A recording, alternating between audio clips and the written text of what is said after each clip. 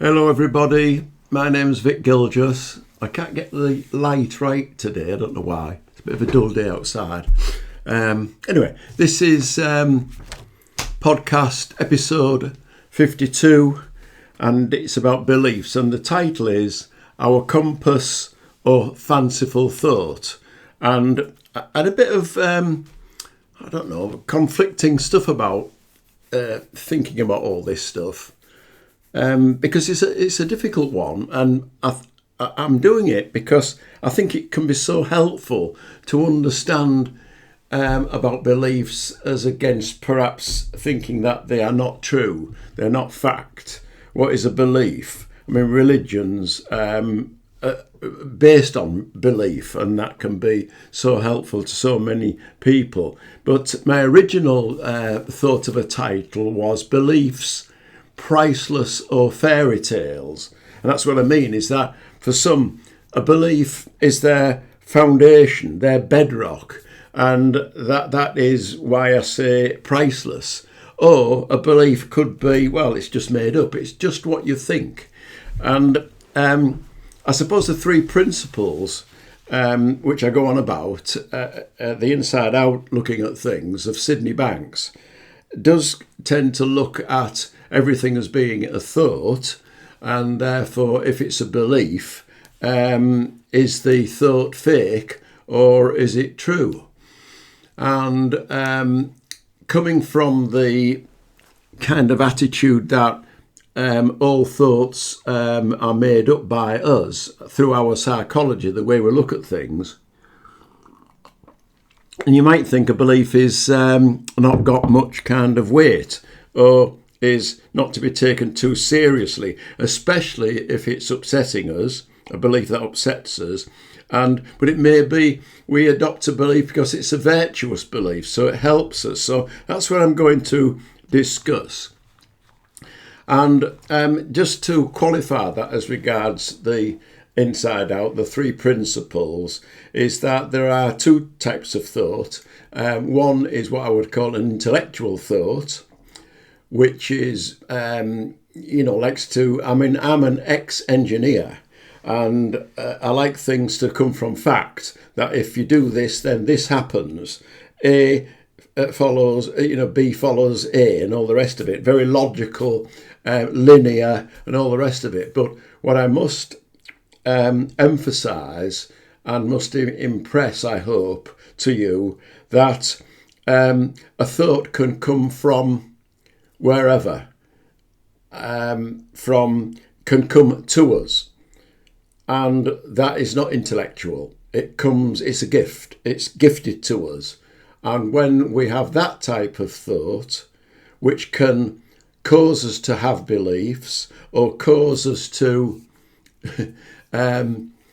follow and explore a belief, then when we use that as our compass, that can, because that is exploring the unknown, the belief that there is something there that is much, that we don't understand, that is much more powerful, and that can work if we believe it and work with it to help us be successful and be happier in our life. So that's where I'm coming from. So it's a bit of a long introduction, really. Priceless or fairy tales, or our compass or fanciful thought. So I have missed the greeting out. My greeting is hello. As you know, my name's Vic Gilgis, and I do these podcasts to help you with your well-being, and also to help me with my well-being, because when I think about these things, and when I occupy myself with this type of podcast, with this type of discussion, which I hope is a special talk for you, then I think it does uplift us and does take our mind off our looping around unvirtuous things, worries, insecurities, which the ego always brings. That's the way the mind trying to help us is always safeguarding us and saying, don't do this, be careful of that, that might harm you, they've looked at you wrong, all the rest of it. That is not real life. It takes us away from life. If we want to live, we've got to be basically free our mind up of that type of thinking. And maybe that's just a belief, but I will explore that. So it is about reality versus imagination. Because you could imagine anything, and in that imagining, you could say, "Well, I believe what I've imagined, what somebody has told me." But how real is that? Is it factual? Is it true? And so, when we look in the past at, the flat Earth thing, then later science proved that the Earth is not flat. And things like that our understandings now are based on more based on fact, but previously were based on beliefs, old-fashioned beliefs that certain things. Well, to give you an example, the film The Salt Path, which I really did enjoy, and was apparently caused a lot of controversy after the film because some critics explored the truth of what went on in the film and said some of it was made up. And I think that upset a lot of people because I think our natural desire as people is for honesty, is for truth. That's why, that's our compass. We want things to be real, to be true. And what I will say is that often when we look out in the world, a lot of it is made up. It's false news, it's fake news. But what is actually going on inside us, and I don't mean our bodily functions, I'm talking about the inner space, the inner self, our spirit, that is true, that is faithful, that is always there, it's always been with us, no matter how much our characteristics alter, our personalities alter, our maturity from children to adults, and our way of thinking, the way we lean towards certain things or lean away from things because of our beliefs. No, that is always there. That is beyond belief in a way. And I think if you believe in that, that's another sense I could use it, is that it will help you because that belief certainly holds true that whatever it is inside is true. It works. It's creation and it's helping us. So, beliefs, so I'm looking at the pros and cons of beliefs, and they can cause separation. Think of Protestants versus Catholics. Think at the moment we've got in the news in Golders Green with Jewish people being attacked, anti-Semitism. That's a belief of one people believing they're right and believing that another set of people are wrong and treating them basically as subhuman, wanting to kill them. And this is through beliefs. And maybe the people that do that are being sponsored by people, or even worse, that don't necessarily have a belief. They just want to stir it up by getting people, by using people who they know will have a particular belief and will act in a way as robots. And that's the thing I don't want to be, is to think of that we're just blindly following, myself included, blindly following beliefs because we believe what we've been told to be true. I think we've got to question that. And in that, whilst I'm on religion, and I don't want to get into deep water here, but when I look at the some of the religious words, I find them a bit stale, and because we can get led into chanting these things out and regurgitating these things because they have good aspects of them, then it does stop us from creating ourselves, which is what we're all about. We've got life inside us and we need to have fresh thinking. And some of that stuff is not fresh. It always relates to what is old and stops us inquiring as to what that really means, because we're just kind of chanting that type of belief. So that's the problem with beliefs, and so I'll go on a little bit more about this. We're causing separation. I have a vicar friend, lovely guy. I don't know how he puts up with me really, because I say things like this, and because I lost my wife, I've tended to not be too happy with everlasting life belief, and coming back from another reliving again. I'm at the moment, because I'm still grieving in that sense. I've lost my wife and I see no evidence of her around me or speaking to me or getting in touch with me.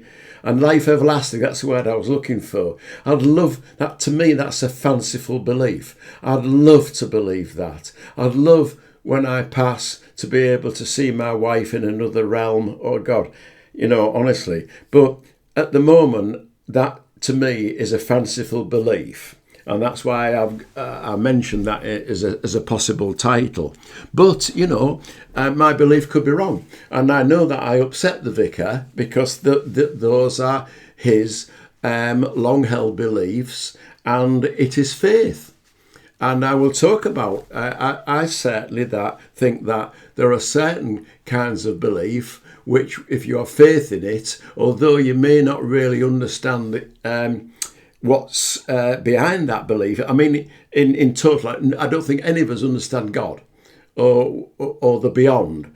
But having faith that there is something there, and I do believe that there is something there, I think can really help us and can give us a better life. So maybe in a way, a little bit, I'm trying to agree with the vicar. But I know this has caused a little bit of, it does cause separation, because these people believe this and those people believe, and you've got all this business going on. When in actual fact, it ought to bring us together, and beliefs can bring us together. When I was a young man, and I've mentioned this before, I lived in North Hull, West Hull, and I was going out with a girl from East Hull. And because they have two rugby teams in Hull, then she lived in East Hull, where they have a different rugby team to the rugby team where I was in West Hull. And my friends were saying, why on earth are you courting this girl? Like, she's a foreigner. She's one of them. And it didn't make any difference for me, because, if you love somebody or you want to be with someone, then that's your belief. Belief in love, in not in that kind of separation of us and them. And that's what I'm talking about. Beliefs can cause separation. Look at the recent attempted Trump assassination, because somebody believed not in the beliefs of that particular person and all the rest of it, and wanted to kill that particular person and those that are associated with their views and beliefs, which was the people in the assembly room where Trump was just recently. So I think it is like an algorithm. And what I mean by that is, if you go on social media today looking for something, it gets to know that you're looking at it because it's a like, as it were, and it looks for things that are similar. So I think what's going on here with a belief is that if we believe something, then we notice things in our environment and that give evidence to what we believe. So it's like a self-fulfilling prophecy. And if it's virtuous, that is very good. Because if we believe in fluffy puppy dogs and we start seeing fluffy puppy dogs, we're happier because it confirms our belief in a world full of fluffy puppy dogs. But if you have a belief where you think you're a useless piece of bloody crap, you will start looking for evidence of it because you're giving out the wrong vibes. In other words, it can be a downward spiral and I think that's what it helps to understand that when you believe something, that your psychology will always be on the lookout for things that reinforce your belief. So we've got to, I think, take a mature look at beliefs and an informed look. And I think that's why the principles is useful, because the principles always looks at how we think. Now, are the principles fact or fiction? True or false? Well, the principles are mind, consciousness, and thought. And the fact is, we have the ability and gift to think, and we are aware of our thoughts. So that's consciousness. Now, that's a fact. Yeah. And the other one, which is mind with a capital M, which is basically not our individual psychological thoughts, but basically our spiritual awareness, our formless identity, not the world of form, which is a formed thought about stuff through our perceptions, through our psychology, through our conditioning. But prior to that, the formless area of mind, which you could call God, which you could call spirit, I like to think of it as the creative energy, which has got intelligence, which runs through us because we've been gifted with that. So we employ this all the time when we are not thinking intellectually. We just get to know, like intuit what to know. It's a good feeling. It's that kind of knowing that comes to us, and it comes to us because we are living beings living in a world, a universe of intelligent energy, and that's what we are made of. We get to know because we are living things that know, basically, and can be misled by things that we have learnt, that we have come to believe, which aren't necessarily the truth. So, I'm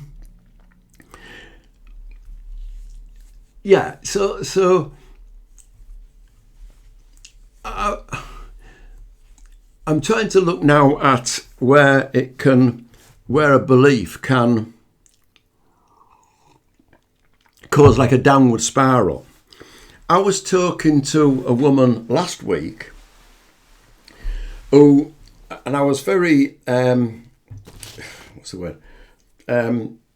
appreciated the person, this woman telling me about her life and her worries and upsets, sharing her confidence. And she told me that one of her issues in life is that when she was young, she was abused by her father.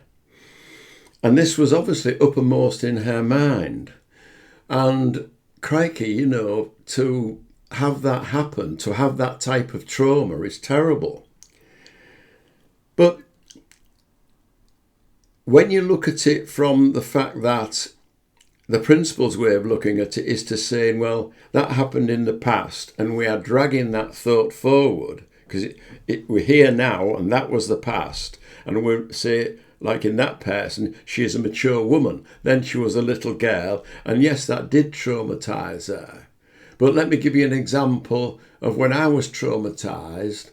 You can't compare. But I'll give you, I'm traumatised through grief. I was married to my wife for 56 years. And I know that if I dwell on that and keep referring back to that past and bringing it forward, if I talk to a woman, I feel guilty. I have lots of hang-ups about that, etc., etc. But I do know that if I want to move forward, I've got to crack on with life. And I would say the same with that particular lady who shared that confidence with me. I can go back years before I met my wife when, in fact, this is how I met my wife. I'd been packed in by a girl whom I was engaged to. She packed me in. And all I did was go and get drunk, smoke, and be an absolute misery. Even my mates told me, they said, look, you're just a waste of space. You're just at the end of the bar, getting drunk, feeling sorry for yourself, snap out of it. And when I did try to snap out of it as best as I could and get myself out and about, there you are. Then I met my wife, the person that I was married to for all those years and loved. And so what I'm saying is that when you start looking forward and opening your mind to new possibilities, then the universe, life, will provide them with you. And if you are of that right mind to move forward, it will come to you. You will come to it. That's what I'm saying. And so in other words, what I'm saying is that sometimes a belief that we hold on to can be a bad thing for us, because it continues the continuousness of that trauma and upset. And that is not what life is about. When life is about life, which brings us all those wonderful things that we can enjoy when we're not pondering and mulling around on the old stuff. So I was talking to my grandson about this. In fact, when I was making some notes for this podcast, my grandson said to me, "What are you doing, Grandad?" So I said, "I'm writing about beliefs here." So he was quite interested, and he said, "Well," in fact, I thought, crikey, he knows more than I know. And he does, because he's twice as intelligent as me. And what he said was, "What I think about beliefs, Grandad, is whether a belief is true or false, what you should do is build upon a good belief and make it come true." And I thought, yeah, how, if a good belief is, I've got to stop thinking about the past and move on with my life and look to doing this and that until the things that that please you and that you want to do, that is virtuous. So what he's saying is, belief or not, if you take a belief which can be a good thing, in other words, make it into a good fact, so it becomes fact, it's not just belief, then, and I thought, well, that is absolutely brilliant. And my grandson is brilliant. So that's what he said. So that's why I'm mentioning this. Aldous Huxley, wise man. He concluded from all his research and philosophical kind of positions on things, very intelligent man, very wise man, concluded when they asked him to sum up his work, he said, quite simple, we should all be a little kinder to each other. And I thought, wow, yeah, and obviously charity begins at home. And so if we're a bit kinder to ourselves, when we're not being kind to ourselves, we're keeping stuck in the trauma.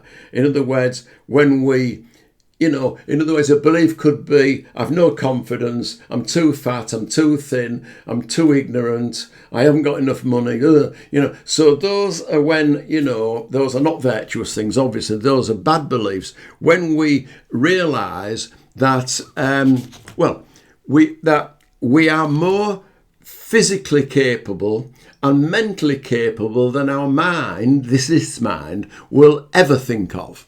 So that's what I mean by that, is, and that's a belief. But in actual fact, there's evidence in science to prove that our physical capabilities are outstanding with everybody. And our mental capabilities are outstanding. When I say everybody, what I mean by that is we all have our own different capabilities, and those particular capabilities can be more outstripped than we could ever imagine, because our imagination, our intellect can limit us. That's what I mean by that. So, an example of this, I was taking a walk through the woods the other day near me. Very nice. I'm so lucky to have that on my doorstep there. And I was just coming back from the walk, and a woman came up to me and said, "Do you know anything about birds?" So I said, "Yes, I do." I said, "You meet one, they break your heart, and then they die." She says, what are you talking about? So I says, what are you talking about? She says, well, just by the way, she said, there's a little bird just fallen out of a nest. And I'm really worried because I daren't pick it up. And it's only a little bird and I daren't pick it up. And I says to her, well, I daren't pick it up neither. I'm not going to. So anyway, I felt a bit of a weakling over that. So I said, no, come and show me show me the bed and I'll do what I can. Anyway, when we went back to where she'd seen the bed fall, it wasn't there. And obviously it had crawled into the little hedge and what have you. And so she was happy and I was happy that I didn't have to act like a brave bird catcher. I imagine this bird, well, it was a little thing, she said, and she was worried it might have great big jaws and snap us up, Anyway, so now what I'm saying is that isn't it nice to think that you've got all this stuff going on in the world, these wars and disputes and us and them and what have you, and you meet somebody who's just concerned about a little fledgling bird and is trying to be kind, and you realise that we are kind, we are generous, we are loving, we are thoughtful, we do have sympathy, and when you meet people like that, it kind of gives you faith in the human race, and that's a belief, and that's a good belief. So I believe, as I've said earlier about the principles, that when we can transcend our difficulties in life by moving away from the form, in other words, the form of our thoughts, which, they've come into practice, to realise that before the form is the formless, in other words, the gift of being able to think. And that's where the answer lies, in the formless. In other words, it is what creates. It is the inner space. It is, and it's not, as I've said, it's maybe our soul, it's our essence, it's God. I don't know, but it's there, and it creates, and it's formless. And from that is put into our mind, into our thought system. And if we're listening to it instead of our own beliefs, which can be off, is that we can get informed.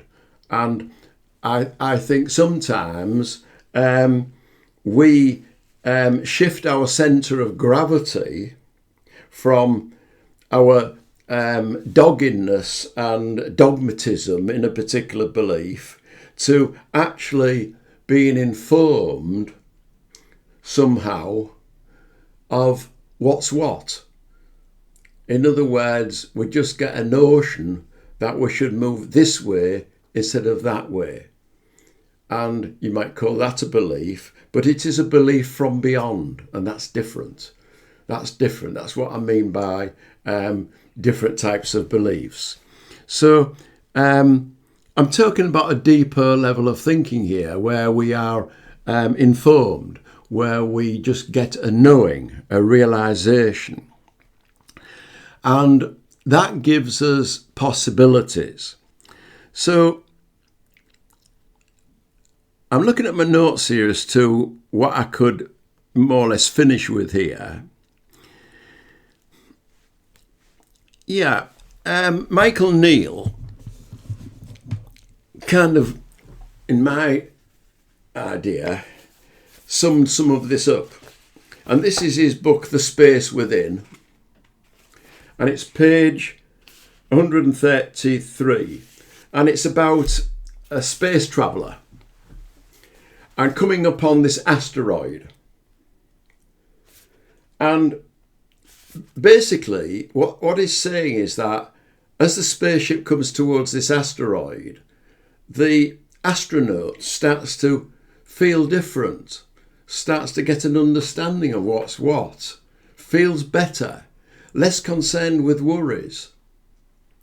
And I'll read bits of this.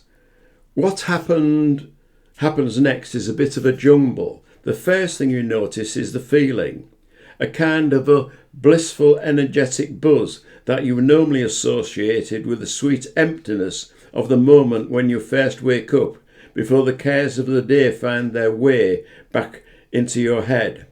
Soon you get used to the feeling, and the sleepiness is replaced by a remarkable sense of ease and clarity. Your senses seem heightened, and there appears to be an almost visible life force emanating from the thriving ecosystem on the asteroid's surface. So it's coming towards this asteroid. So I'll just read the next paragraph and then I'll conclude on this. As you enjoy breathing in the richly oxygenated atmosphere, you can feel your body rejuvenating as it rests in healing bliss. With your renewed sense of mental clarity, you find yourself just knowing things you've wondered about for ages, and you imagine how much better your life would be if you could only live it with this level of mental alertness and profound well-being. Well, isn't that fantastic? Renewed sense of mental clarity. You imagine how much better your life could be. Wow. You get profound well-being. And that's what this podcast is about. Yeah, that is brilliant. So, to me, a belief can be like a compass.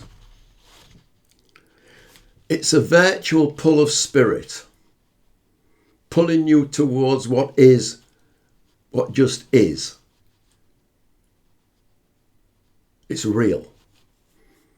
And if a belief or a faith puts you moving towards, like that asteroid that Michael Neal was talking about, then you're attracted to good feelings. It's renewing. In that oneness, not all the separation that we have, which sometimes other beliefs can bring, but in that oneness, you get clarity, you get love, empathy, just a knowing that things, you get a knowing of what to do for your happiness in life. It comes to you because it's there, it's always available. And our intellect can sometimes take us away from this, especially when we have bad beliefs. So there are good and bad beliefs. So, so I hope I've covered both aspects of that.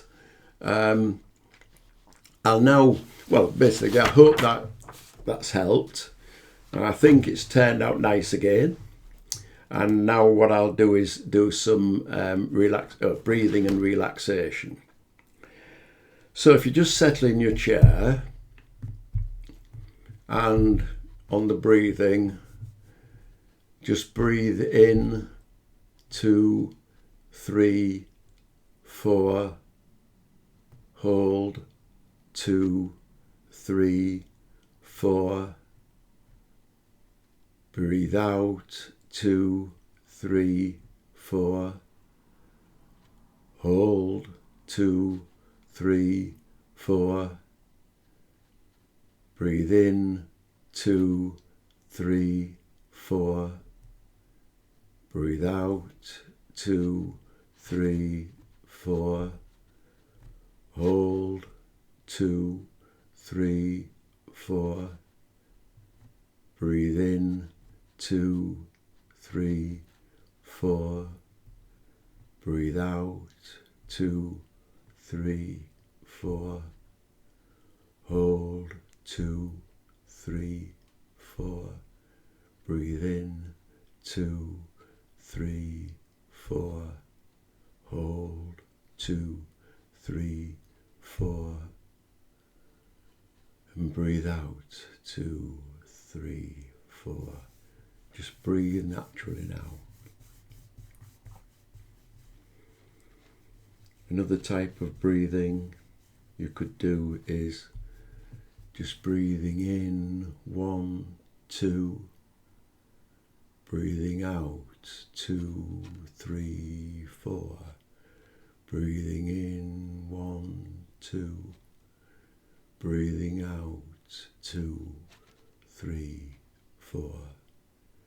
Breathing in, 1, 2. Breathing out, 2, 3, 4. Breathing in, 1, 2. Breathing out, 1, 2, 3, 4. Breathing in, 1, 2. Breathing out, 2, 3, 4. So just breathing normally now.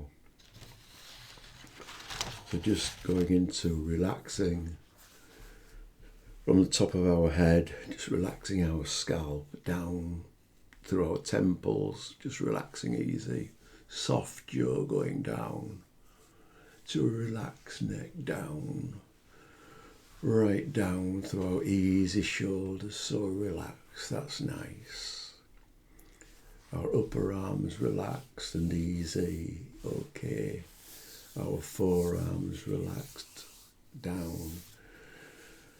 Down through our chest, relaxed lungs, easy belly.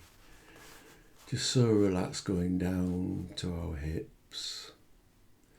Supported by the chair, nice and easy. Relax as we go down through our thighs, easy muscles, so relaxed. Going down through our calves, just relaxed muscles, that's right, so relaxed. Down through our ankles, easy there. Down to our feet. And relax little muscles of the toes, right down to the tips of our toes, so relaxed and easy. We're so relaxed. Our body is so wonderful, just looking after us. And our mind tries to look after us as best as it can. It tries to be our friend. That's why it brings up worries, because it's worried for us. It tries to protect us. It does its best. But there is a different type of thinking from the inside which knows what's best. And that's when we look upon beliefs. Beliefs of what is going on in the outside world. Belief what is going on inside, which is true. It's always there. That's our bedrock. And if we believe that and hope that, then that moves us towards that. It's virtuous.